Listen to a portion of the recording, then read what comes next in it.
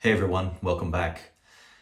I was inspired to make this video by a recent video I saw from Vinyl Richie, and the title was The Most Disliked Format in the Vinyl Community, and that is the 10-inch record.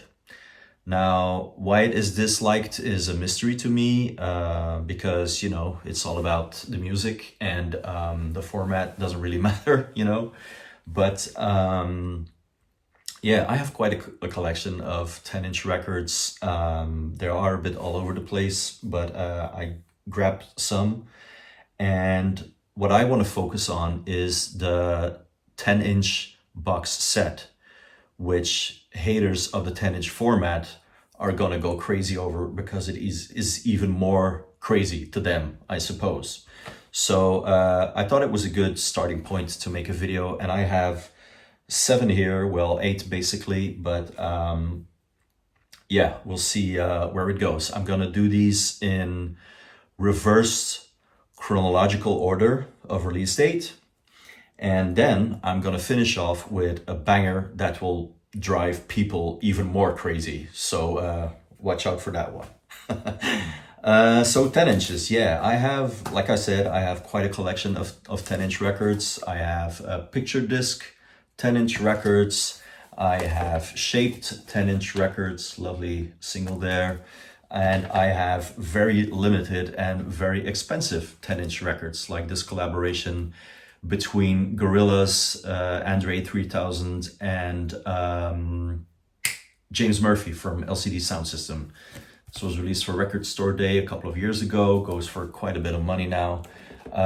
So yeah, but like I said, I wanted to focus on 10-inch box sets. So here we go. The first one is this beautiful album by Thundercat called Drunk. Like you see, it was released in a box set in 2017. A great album. It features one of his signature songs, Them Changes, with a sample from the Isley Brothers, a great track. Also the duet with, or the song with Michael McDonald and Kenny Loggins, which kind of made people interested again in yacht rock. That's what his goal was, in fact. But Thundercat, great musician. He was the bass player in Suicidal Tendencies, and now has been making alternative R&B. That's what they want to call it at the Grammy Awards anyway, I think, for Flying Lotus's Brine Feeder label. So a great album, Drunk. I'm just going to show you what's inside this box set. We have 4 10-inch records, all with their separate artwork. And these all have their own inner sleeve with different artwork. So it's quite extensive and quite beautiful. And it's pressed on red vinyl. Quality, I'm not so sure about, but it's a great album. And yeah, I don't actually play it that much on vinyl because of the format. So the haters of the format score some points there. But nevertheless, Drunk by Thundercat, only released as a 10-inch box set. Next one is probably one of the most beautiful, I think probably the most beautiful one of these box sets that I'm going to show, and this is the North Borders Bar Bonobo. It was released as a double album on 12-inch vinyl, but I decided to go for the box set. It was released on Ninja Tune in 2013. And it's not my favorite Bonobo album. It's kind of, it feels like more of a transition album in his discography now, from going to more down-tempo music to more up-tempo music. But yeah, it still has some great songs on there. I'm gonna pull out these records to show you. It also has a CD inside. These are some posters with the beautiful artwork. Each of these is represented with their own artwork, which I really like. So yeah, very beautiful release there in the 10-inch format. There you go, that's all of them.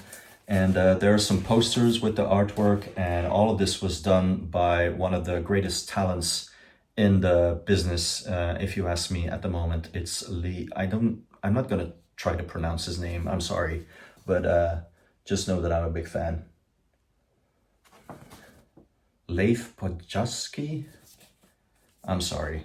Super talent. He also did those early Tame Impala covers, and yeah, so beautiful, beautiful graphic designer. He also released a book, but I missed that one, unfortunately.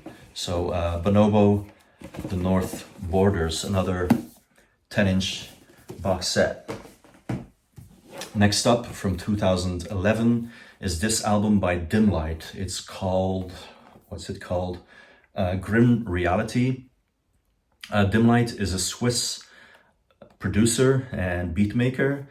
And actually this was released in 2011, like I said, and he released another album after that, and then he kind of disappeared. So in the last 12 years, we haven't heard anything from him, which is a real shame because he's a great, great producer. This is kind of a mix between psychedelic, instrumental hip-hop beats and crazy sample stuff, and yeah, another great album from this Swiss producer. And I should look up what he's up to right now, because this was actually a very good album. And it was released on Now Again Records, which is affiliated, or was affiliated, with Stone's Throw. Mostly does reissues like those David Axelrod albums and the Tribe Records catalog. That's Now Again Records. But sometimes they also do artist albums like this one from Dimlite. Also 3 records inside, each with her own great but kind of weird artwork. Highly respected producer in the LA beat scene, and yeah, I wonder what he's up to right now. If you know, please comment below if you like. Next up is not just 10-inch records, but it's also CDs and a book. But this was the 10-inch box set that was released for the 20th anniversary of Warp Records, a label that I have talked about a lot in my videos. And you probably know the most influential electronic music record label of the past 30 plus years, 35. And this was released for the 20th anniversary in 2009. And like I said, it not only features records, has this great, I don't know if you're gonna see this. Yeah, not embossed, but debossed lettering on it. Can you see this? No idea.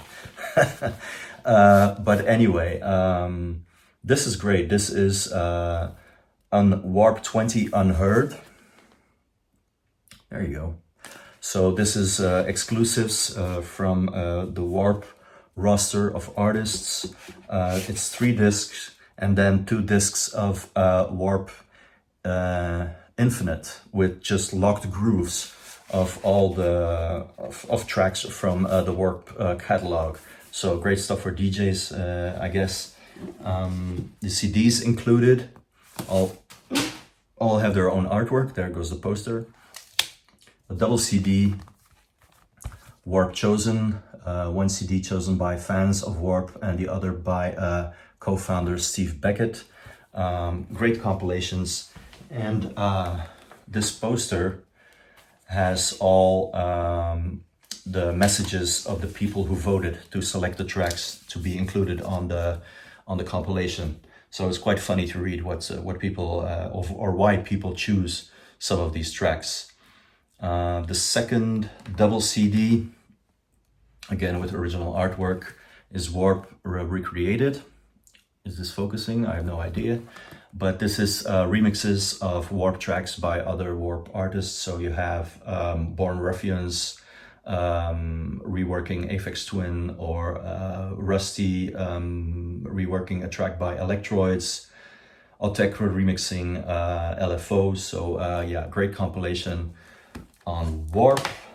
And this is the last one, is a CD of 65 Warp tracks mixed into one onto one CD by OC Miso, a DJ who I'm actually not really familiar with. So, but a great box set with the book of the artwork of all the releases from the Warp catalog. These are the singles, and then of course the albums are in this as well. Aphex Twin there. So a great 10-inch box set from the Warp label for their 20th anniversary. This one is one of my favorites, an absolute classic album, if you ask me, from 1999. It was a joint release on Carl Craig's Planet E label from Detroit and Giles Peterson Talking Loud label in London. This is the album programmed by Innerzone Orchestra. Innerzone Orchestra was the jazz project of Carl Craig, the Detroit second generation techno producer.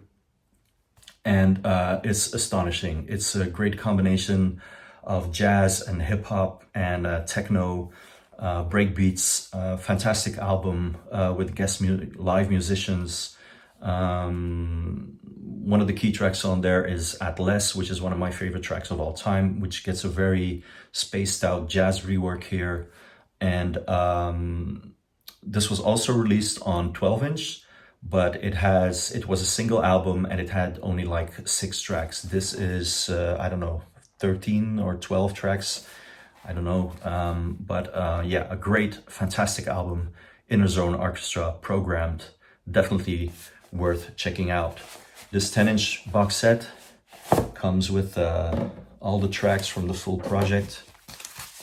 As you see, with some credits on there. And it included was a calendar, but it was only to be used in 1999, so pretty useless right now. But yeah, still a nice, very, very good album to have on vinyl. Funnily enough, the single that probably the most well-known single of the project, Bug in the Bass Bin, which was released in the early 90s, is not included here. It is included on the CD. So if you want Bug in the Bass Bin, that classic track, which was very inspirational for the London drum and bass scene, you're gonna have to buy the CD or the 12-inch, which this was released on. So yeah, Innerzone Orchestra, Carl Craig, released on Planet E and Talking Loud. Next up is also from 1999. Was the follow-up to one of the most influential UK techno albums of the 90s. That is Leftism by Leftfield. And they released a couple of years later, Rhythm and Stealth. This was released as a double 12-inch as well. But at the time I was DJing a lot, so I decided to go for the 10-inch box set of this. And it has 1 track per side, I think. I can't remember. Is it as good as Leftism? Probably. Yeah, it has some great tracks on there. There's Dusted with guest vocals by Roots Maneuver, Africa Shocks with Africa Bambata, some cool down-tempo tracks, some dub influences there. So it's a great album. Not as influential probably as Leftism, but still a great release from Leftfield, Rhythm and Stealth. And finally, from 1997, this is a release, Jonny L, Sawtooth. Jonny L is a drum and bass electronic music producer from the United Kingdom. This was his, I think his debut album. I'm not sure, or maybe his 1.5. He released like an EP, a couple of EPs and singles before that. I'm not sure if this is his debut album or the second one. Anyway, like I said, at the time I was DJing a lot and it was handy not to have to take the whole double album, but you could just take the tracks in your stack to play out, just the tracks that you liked. This was a great drum and bass album, but it was kind of in the period 1997 where it was all going very dark, and a couple of years after that I started losing interest in the genre, because it was becoming like everything comes to a trend, right? So yeah, but still, this is very good. It has Detroit, which is an electro track, Moving Through Air, and of course, the single from this album was Piper, which was released also conveniently as a 10-inch record, but it did have the incredible Groove Rider remix on there. So Jonny L, Sawtooth, drum and bass album, released as a 10-inch box set. So those were the ones that I wanted to show. Oh yeah, there was one that I showed in the last video, but I'm not gonna open it again. I showed this one in my Japan tag video, an Amon Tobin box set with the screws. You know, if you want to see what this is all about, just check out the previous video for the Japanese vinyl tag. And finally, like I said, a record that will blow people's minds, especially the people who dislike 10-inch records. I have here this. This is a 10-inch, and not an 11-inch album from Luke Vibert, electronic music producer under his name Wagon. The title is London is a Country, I believe. It's kind of experimental, very jazzy, sample crazy drum and bass music. But yeah, so this is released on an 11-inch. It is glow in the dark. It sounds like crap, but yeah, I really like it. Just a nice thing to have. Let's see, does this glow in the dark things work?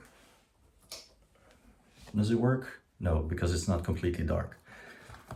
Anyway, hope you enjoyed the video, and I hope to see you soon. Bye.